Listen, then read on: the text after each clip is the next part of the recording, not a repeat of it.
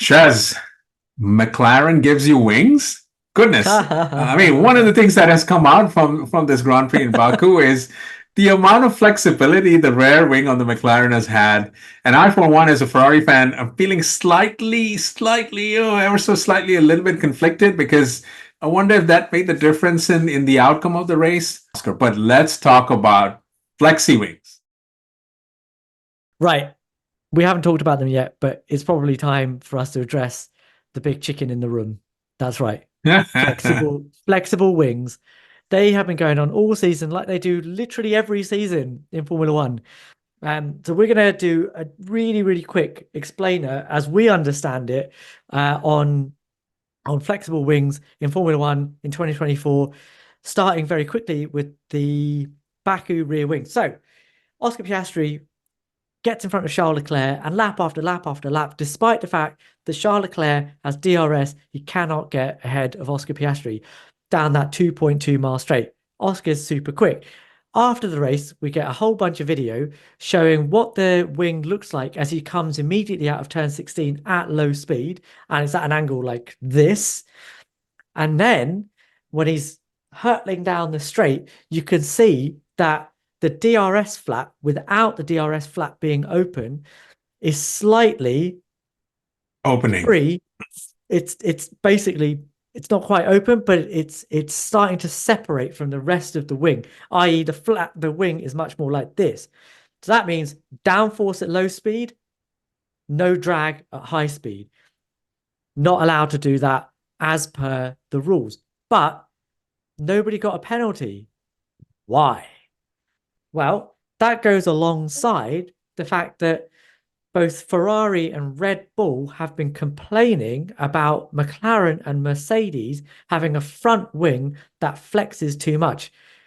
Cue a whole heap of videos online, especially on Twitter/X, of the McLaren, the Mercedes versus the Red Bull and the Ferrari, and looking at how much the wings flex.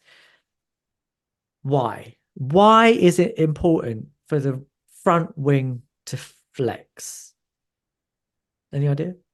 Well, it's all about reducing drag, right, on the straights and then giving the downforce needed on the turns. I mean, it basically to go faster, be more Yeah, efficient. That's what it is, really. which is fine for the rear wing, right? But Yeah. with the front wing, it actually is much more to do about balance. I'm going to quote James Allison. James Allison says, these cars basically need to be run really low.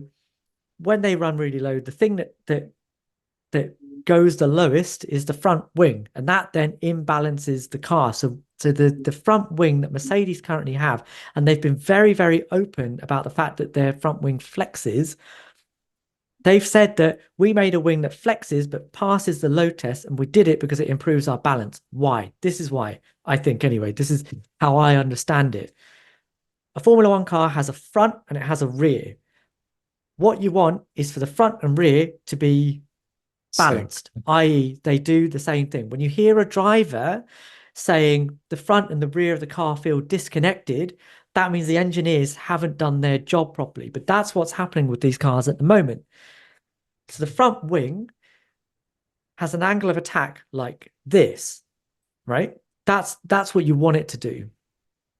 When you're going around a fast corner, what that does is that it pushes the front wing down, creating more downforce at the front, but that means you've got loads of downforce at the front of the car and not very much downforce at the rear of the car. So the front is planted, but the rear is unstable. So your engineers go, this is not good. So we'll bolt a heap of downforce on the rear of the car to try and stabilize it in those fast corners. Great, you think. This is the solve to all our problems. But then you get to a low speed corner, and because you've heaped a whole heap of downforce on the rear of the car, the front of the car doesn't bite and you get understeer. What has Max Verstappen been talking about all season, or especially since Hungary? Can't get the car turned in. This is the problem. What the flexible front wing does is it lets you have your cake and eat it. It lets you have a car that is balanced across a range of corner speeds. So when you're going through that fast corner, the front wing flexes a little bit, reduces drag, and it means that the car is less unbalanced. The balance from front to rear is about the same, so you don't get that twitchy oversteer. But when you get to the low speed corner, the front wing snaps back into its high downforce position, allowing you to have that bite combating understeer. And it's really, really interesting to see that ever since Mercedes put that Monaco front wing on, okay, the last couple of races haven't been great, but in essence, they've not been complaining about the fact that they have a car that's either really good in high speed but rubbish in low speed, or really good in low speed and rubbish in high speed. They're able to get a balance across both those types of corner. But Ammar, why is it that they're allowed to carry on using these front and rear wings? Because Why haven't the FIA just said, "Oi, stop it"? well, because evidently those wings have passed the load test, right? So there's a test done to see if they actually flex or not. But if I understand it correctly, the flaw is it's tested when the test happens, it happens in sort of a static environment. Like somebody's just basically taking the wing and, for lack of better way to explain it, just pushing down on it and seeing how much, if at all, it flexes. And there's a certain level of forgiveness in that, right? To a certain extent, you're allowed to flex. But someone, well, evidently not just someone, both McLaren and Mercedes have found a cheeky way to make sure that it passed the static test, but in more dynamic conditions, as in the race, it does exactly what you said it does, which is to help the car be stable. So your question is, why can't we have dynamic tests, right? So let's go back to 2021, Spanish Grand Prix. Max Verstappen's heading down straight. Lewis Hamilton comes back into the pits after qualifying and says they've got a bendy rear wing. Now, at that time, and I can't find this rule in the current technical regulations, but in 2021, there was a rule that the FIA could change the load tests in the middle of a season if they thought that somebody was circumventing the FlexWings rule. And they introduced a new set of load tests, and Red Bull had to change their wings. They also, at that point, added some dots to the rear wings so that they could have a look at what the rear wings were doing. But that was never robust enough for them to actually use it in anger.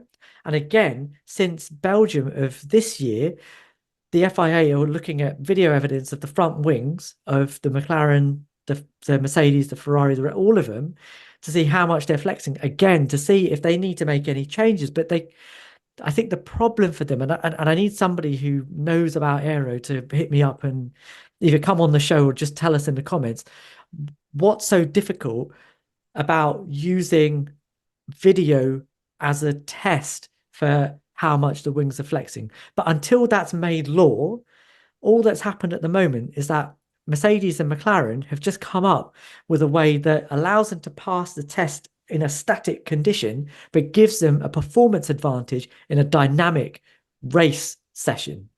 And in that way, nothing they're doing is illegal. It's just clever.